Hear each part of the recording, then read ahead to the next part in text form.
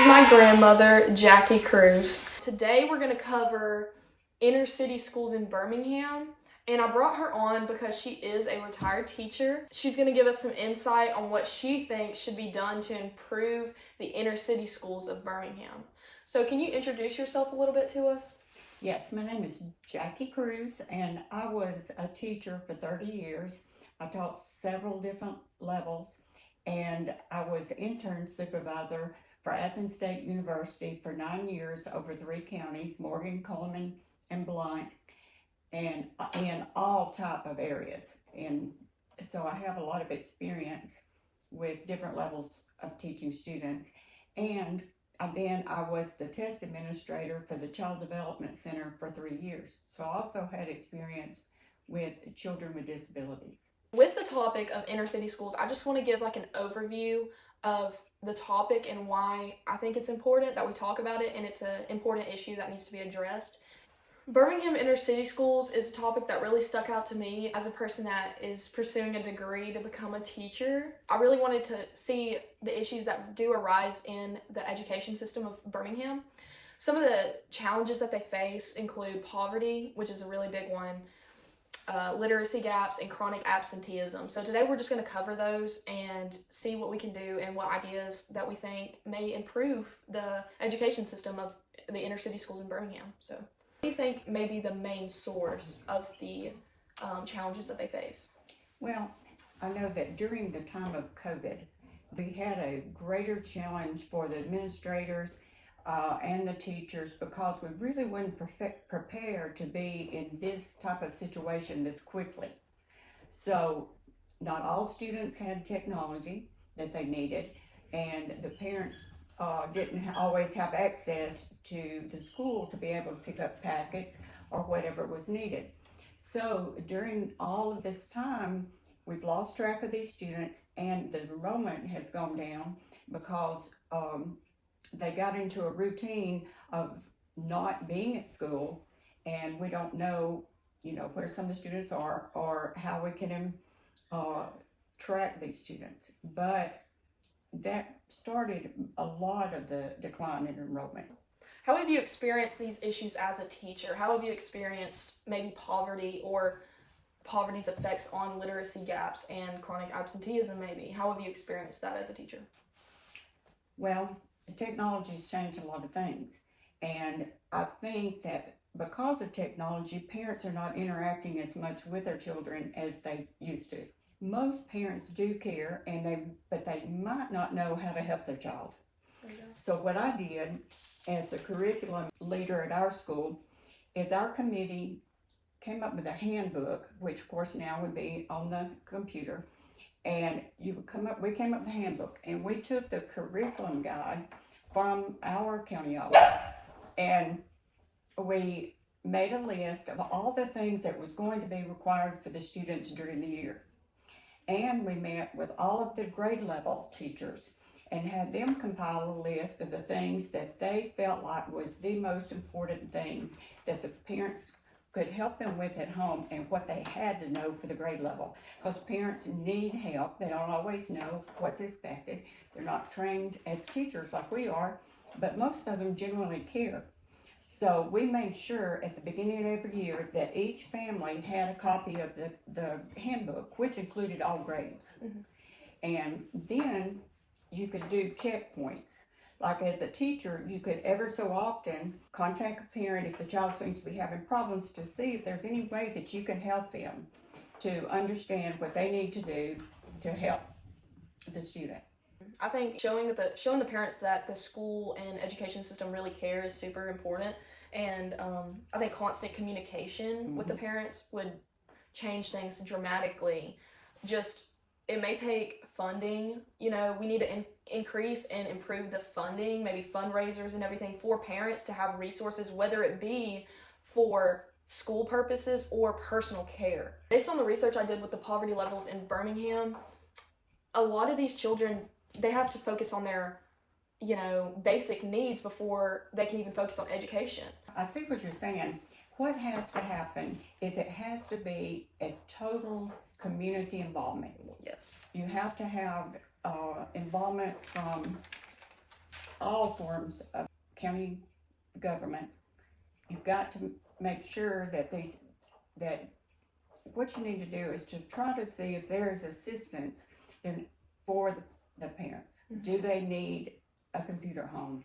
And what I'd say, when I was in high school, they had computers that students would get, and they also came with little boxes that were hotspots that the kids could use when they may not be in an area where they have access to internet, or their parents may not be able to afford internet.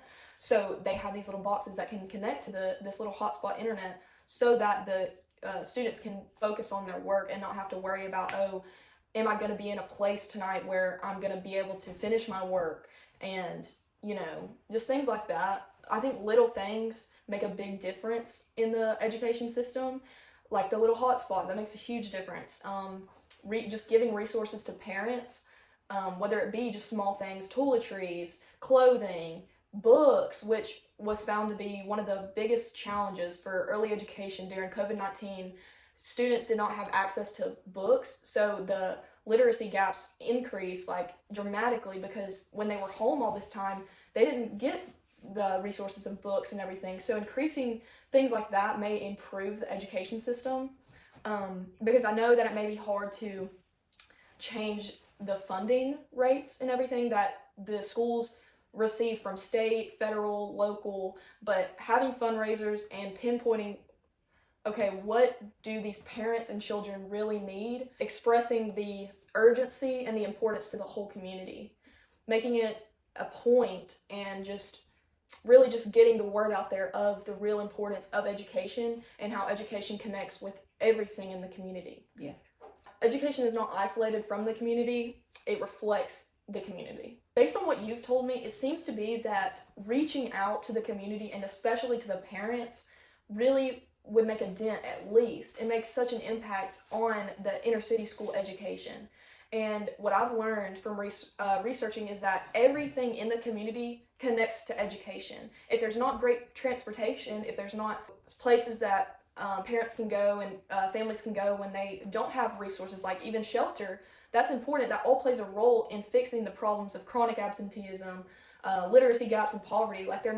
It's not just a one end all be all fix all. There's not one singular thing that needs to be done, of course. It's a whole community-wide thing that needs to change.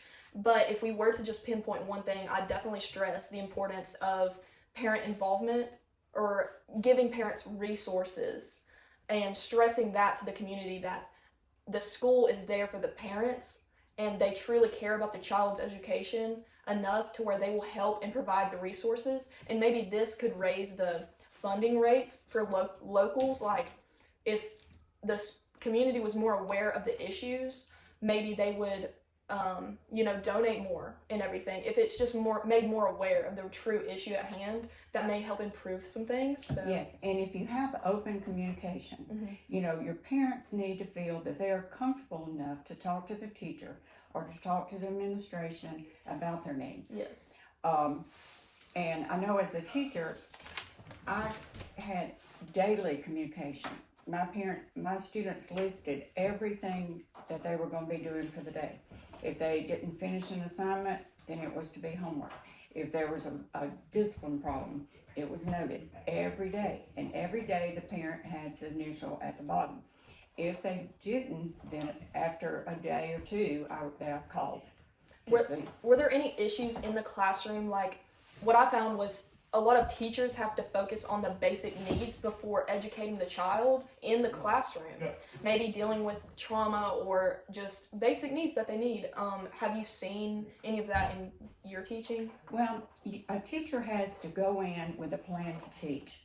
She will be able to identify the needs of students as the day progresses. You may see if a child seems hungry, or if the child doesn't have shoes, or I've given a lot of free haircuts.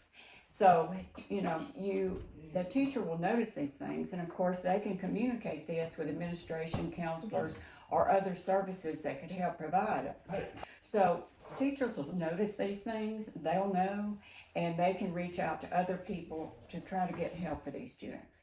But their main focus is education. That's what we're hired to do. We're hired to teach students so that they can further their education. but we do a lot more. So do you think it's something that do the teachers need to step up? Or how can these basic needs that are seen in the classroom, how can that be addressed to where the teacher only has to focus on educating? Yes. Well, teachers are already stepping up. Mhm. You would not be in the profession if you wouldn't commit it. It's a very difficult job, very rewarding. I loved it. I would do it again. I'd do it 30 years again. But it's very challenging. Mhm. So, as a teacher, we have to focus on our job. But still, we can let other sources know of the needs of our particular students. And then maybe the administration or can compile a list of services that if we saw that we could contact, because if the parents were having a specific need, let's say food, and we saw that here is possibly something that could help them, if we made that contact with them, then they would know that we cared. Teachers are doing their best, and really, but the funding that we get, which is never enough, we've got to try through our governors and legislators and congressmen to get them to help with the funding, to try to help the schools that are struggling, because a lot of the schools with a higher income, their needs are being met. The lower income students, they really need help, and it's got to come not just from the system, but outside the system. Well, thank you for coming on the little podcast. It's very nice to hear a perspective that many of us don't get to see, how it really affects teachers and how they get to see truly what children go through and how things can improve. So it's great hearing your perspective and everything that you've... Teachers are the foundation for anything that the student decides to do in the future. Yeah. We are important. Yeah. And if you love teaching, keep going, because it's rewarding, and like I said, I'd do it again. All right. Well, thank you for coming on. Thanks. That'll wrap up our podcast. So, bye.